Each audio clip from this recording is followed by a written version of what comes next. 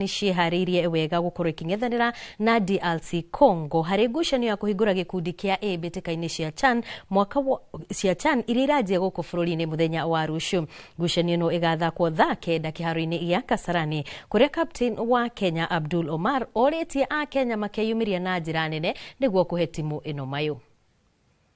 We all do know that we need to perform because we are playing at home. So I think there is no pressure. You know, we have been with them for a long time. We know, we've seen how they've been playing.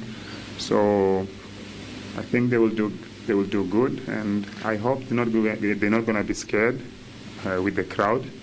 But I believe in them. The coach believes in them, and yeah. And for the fans, I just want to tell them that they have to come in numbers to support their country, because at the end of the day, we're going to do our best so we can win. And also, as I said before, we want to make a history so that the trophy stays in Kenya. You know how well the preparations have gone. We can put all those practice into tomorrow's game and give just a great spectacular of the tournament, and embracing this huge opportunity for every single player to play at the higher level.